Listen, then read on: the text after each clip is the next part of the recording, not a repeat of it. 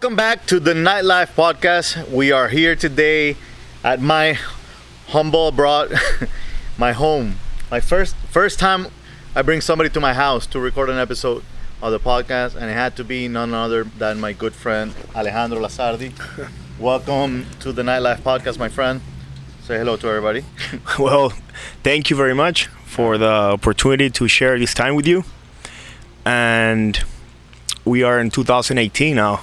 I think I met you back in 1998 probably. Dude, all I know is that there's been a few episodes when there's been mention of places like Segundo Piso. So imagine, That was 1998. I think it was mentioned by Ronald Rip. Let's start by telling everybody who you are. How did you get into this industry? What did you do? Well, I started back in 1996 doing Brazilian parties.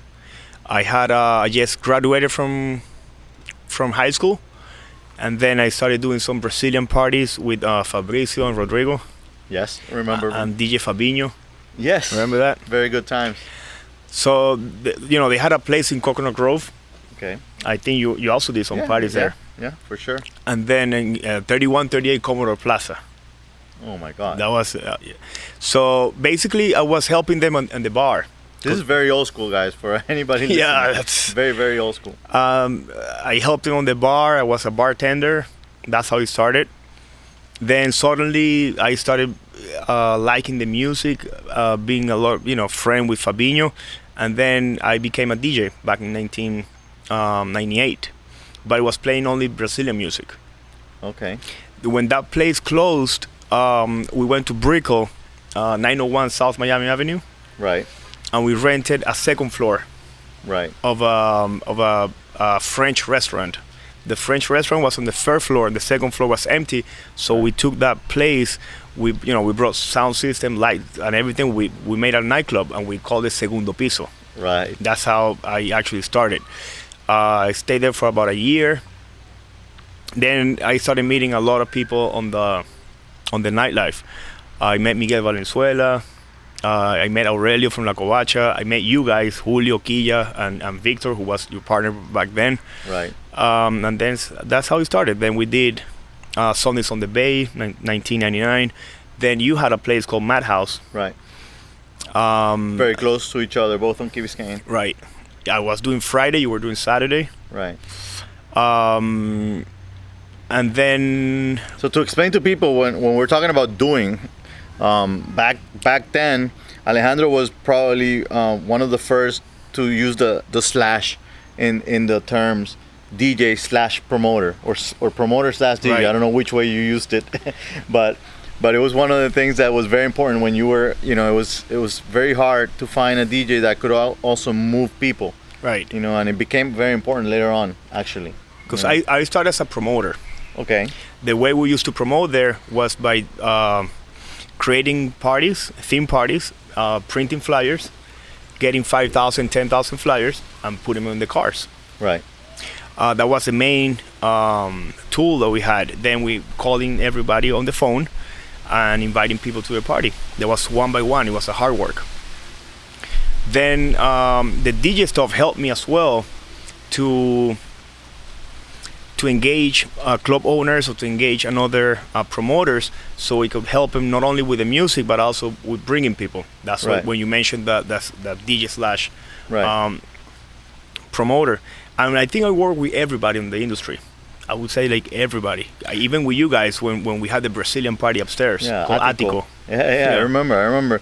There was a lot of Brazilian, a big Brazilian crowd with Rodrigo and the guys, and you were the DJ up there back then, or was it half and half with Fabinho? With Fabinho, there you go.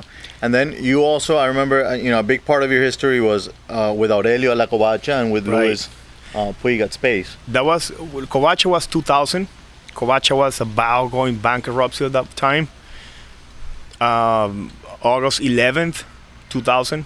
Ronald Rip, I call him, Ronald Rip. Yeah. I called him. I say, I got this place with Aurelio. Let's start a party. He's like, no, God, you crazy. All my friends said I was crazy. La Covacha está quemado. Forget about it. Don't do that. But for something, I believe that we was gonna work. So going against the current, Right. So we got there, we promoted hard. It was hard to start, but we made it, you know. A lot of people went to the first party, and then we stayed there for 11 years. In 2002, Aurelio introduced me with Luis Puig. Right. And then in 2003, I started Saturdays at Space. So it was 2000, I was Fridays Covacha and then Saturday Space, and I stayed there for years. Right. I did Senor Frogs on Thursdays as well. And I did with you guys a lot of theme events, right, and a lot of parties that lasted maybe 3 months, 6 months, a year. Right. You know, we did Attico. We did this place in Miami Beach on Washington and 7th, a small place. Man, it's been so many different venues. With a Jamaican guy. Oh man. The Jamaican guy was. Yeah, no, I know exactly what you're talking about. I just can't remember the name. It was like a small room in the back, me and Luke Flores. Yeah.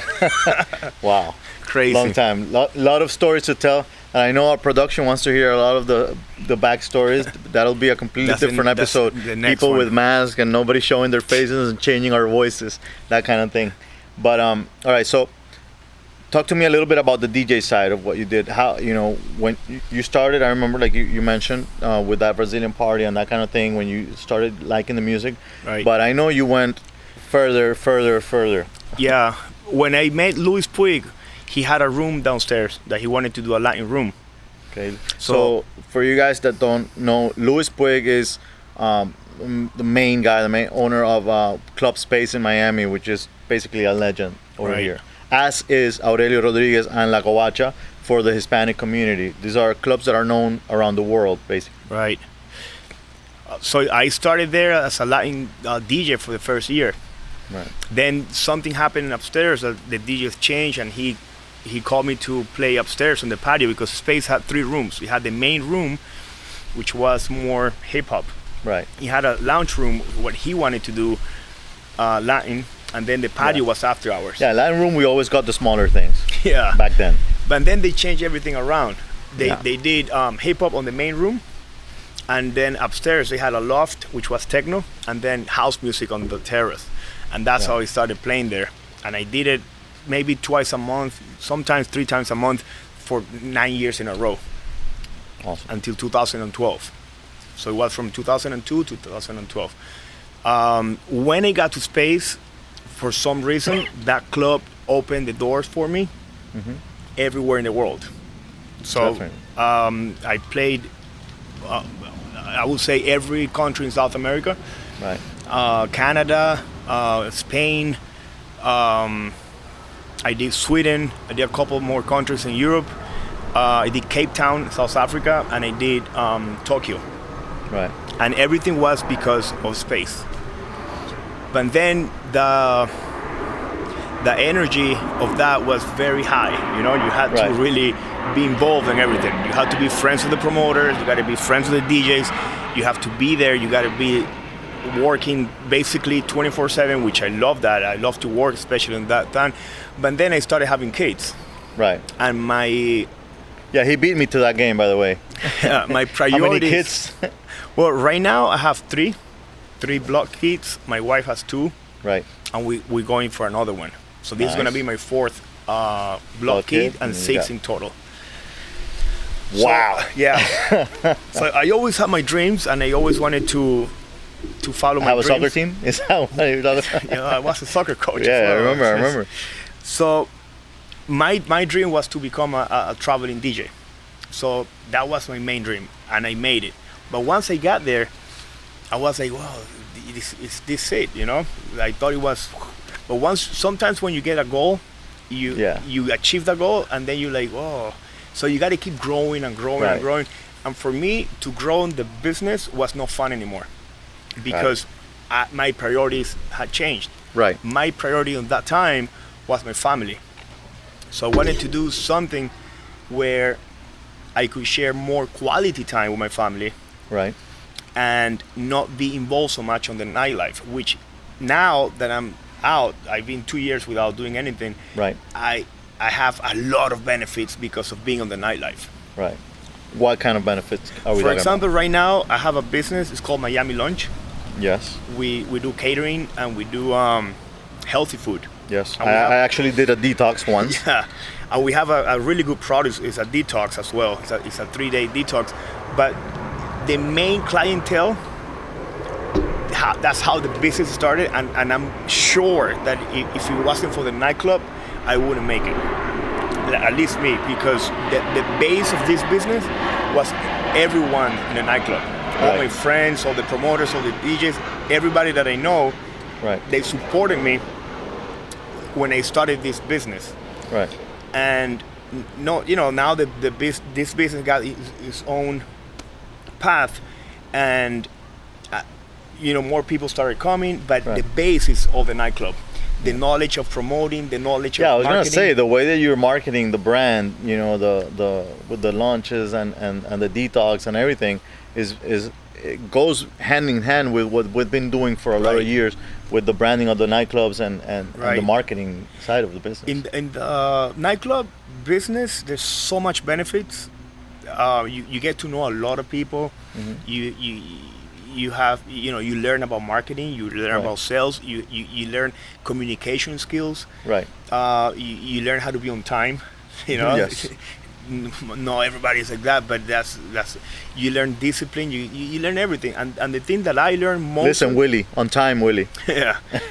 the most that I learned on this business, and I apply it for everything in my life, is to have consistency. Because a lot of people want to have all the benefits right away, but they don't want to work hard for that.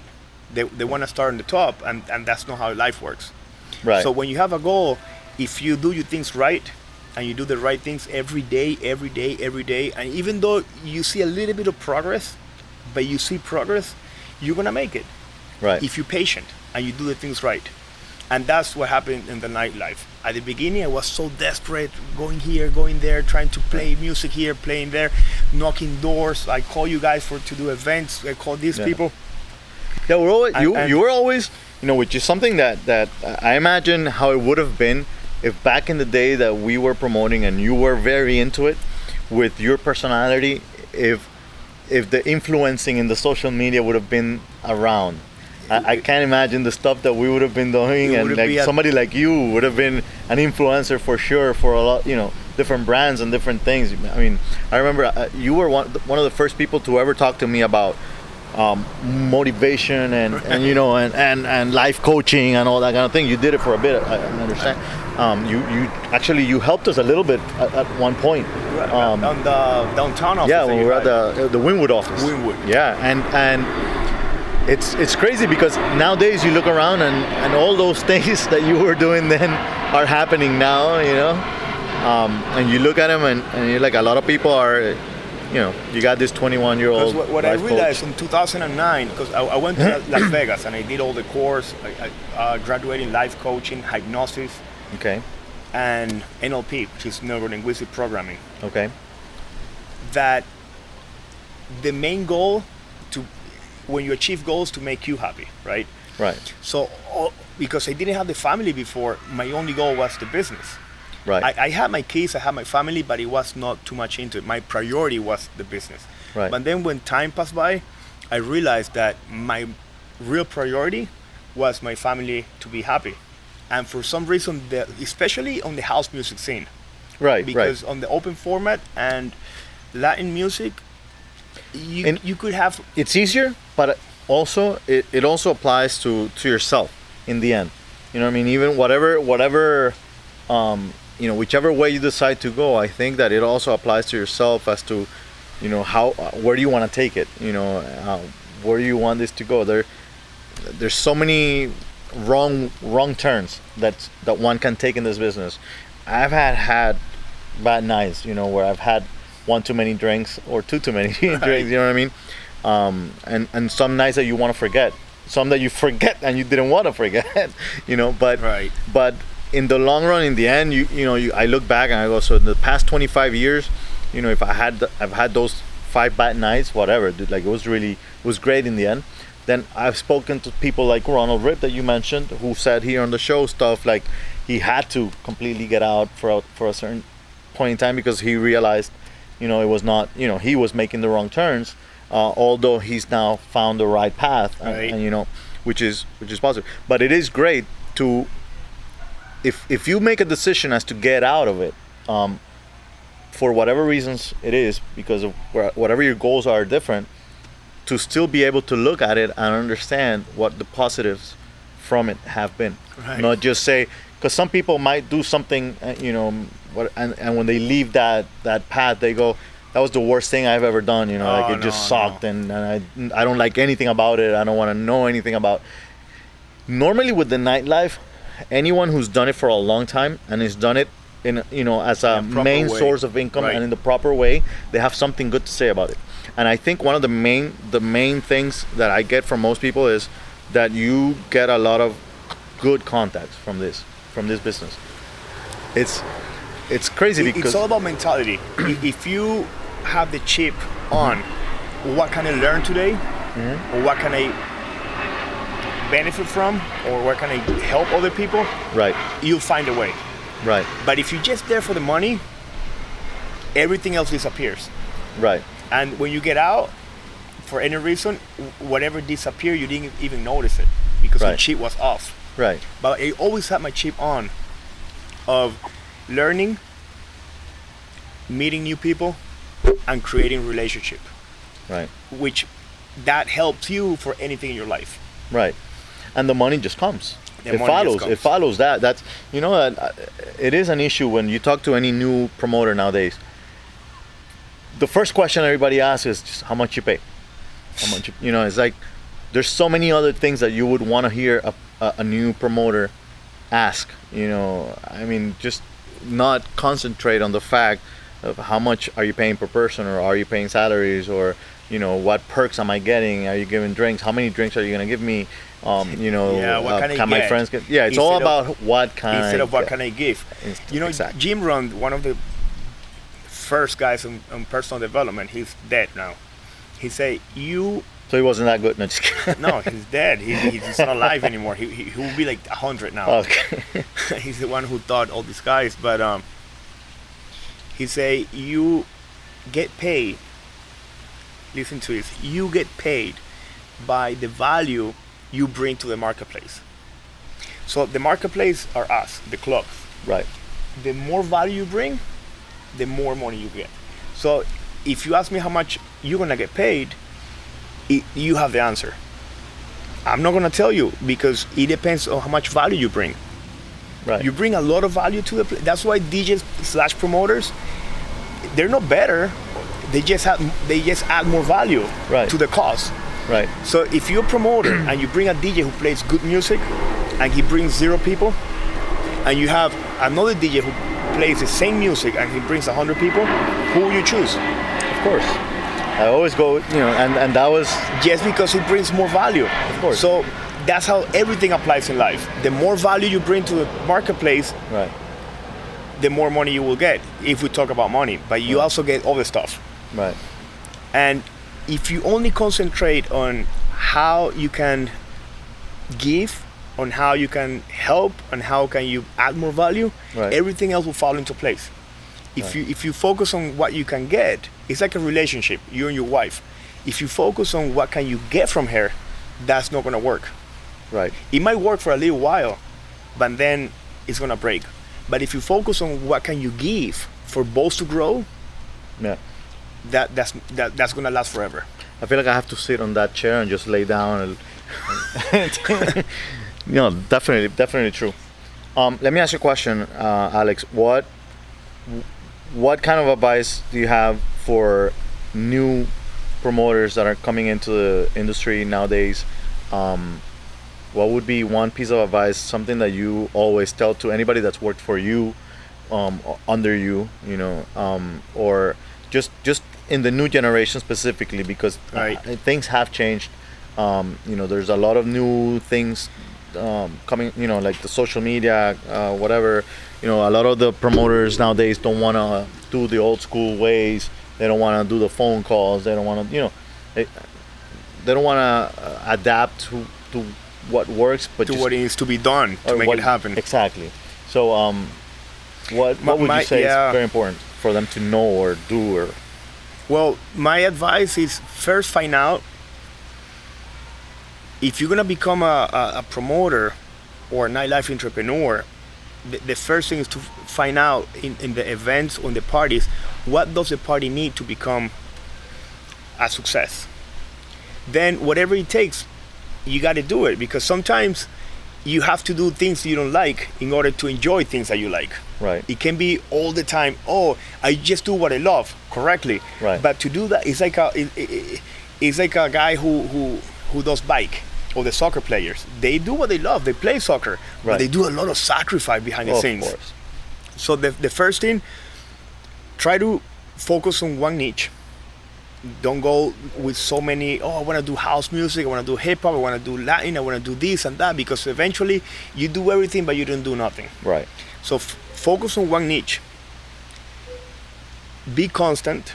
Make a plan. Stick to the plan. If it doesn't work, find another way, but don't give up.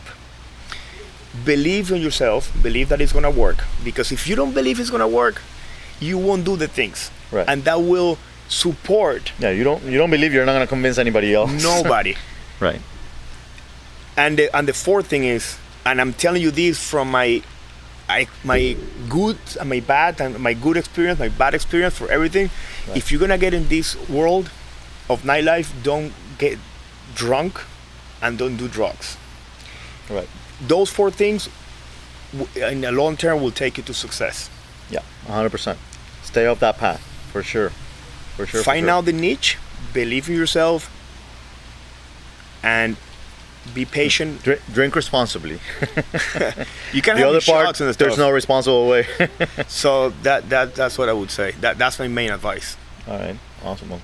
I didn't ask you at the beginning of the show. What are your handles if people want to follow you nowadays, and maybe your new business? Yeah.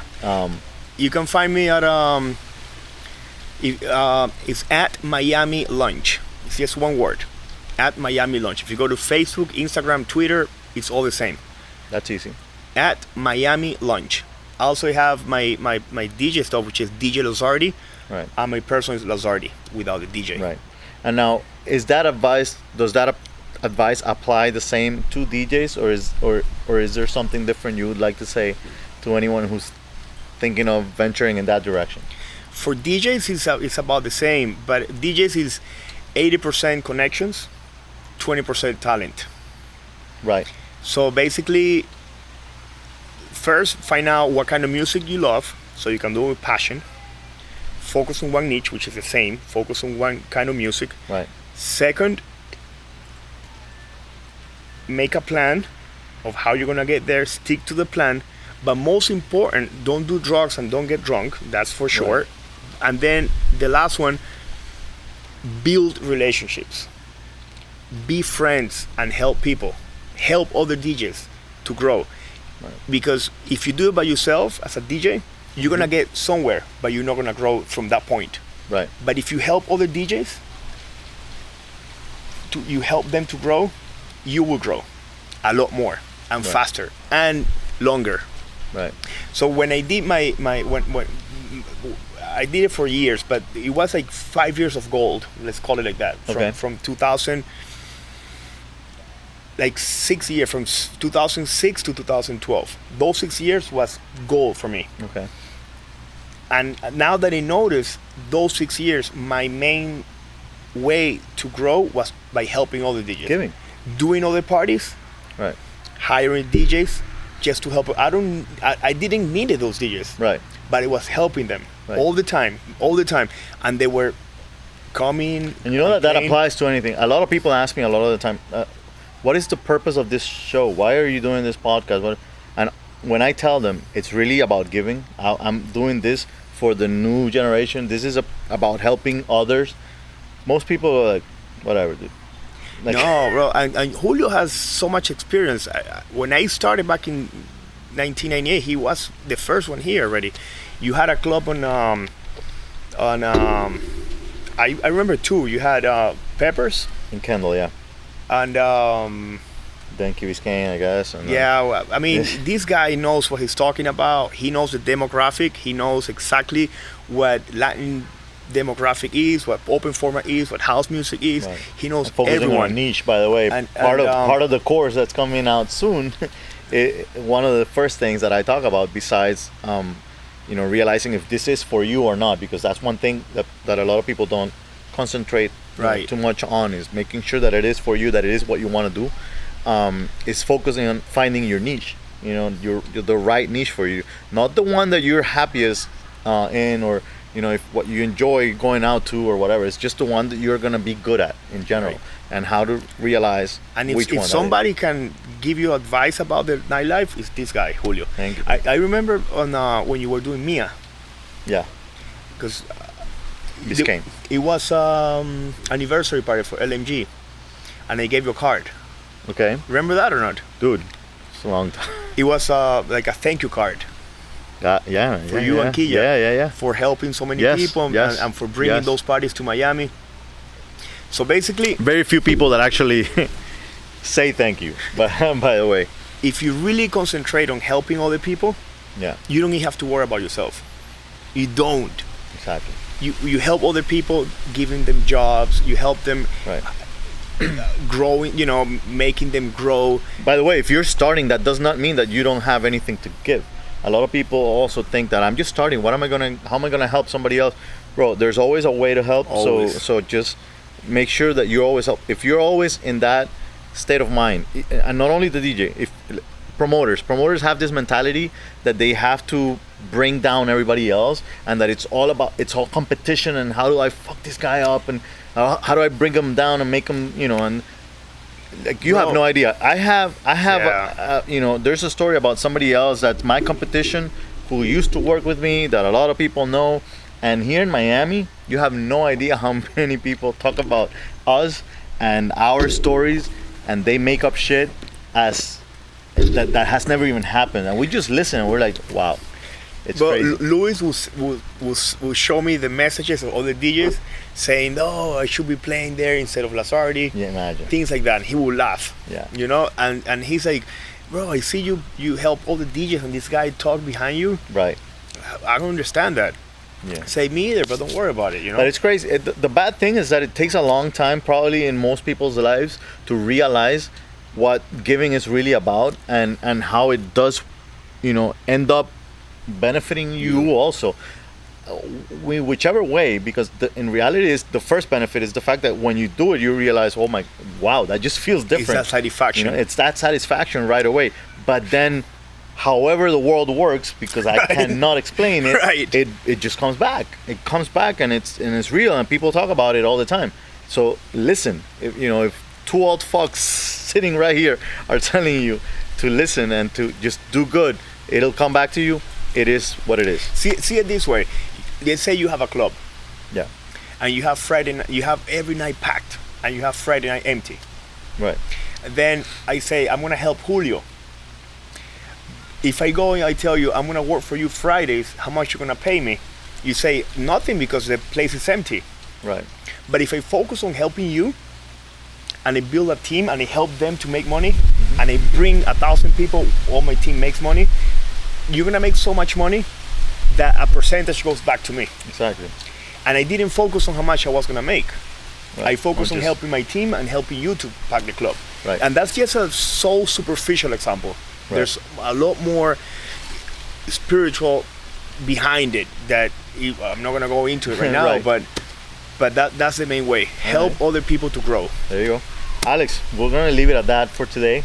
And I want to thank you No, again for thank coming. you. Thank you. I know there's a lot you have to say, and you'll probably be back on a different seat, but on Yeah. on the show at some point. But thank you again. You guys got to go follow Miami Lunch. If you're here in Miami, go order it. Do a detox. You find me at The Nightlife Entrepreneur on Instagram. You get my book, which you cannot see because it's dark tonight, on Amazon. You get The Nightlife Entrepreneur on Amazon. I bought it, by the way. Yes, you did. He did. He bought it. A great book. And one of the first reviews was this guy. And thank you. Remember, LMG Miami, where you find all our parties. Nightlifepodcast.com. And see you next week.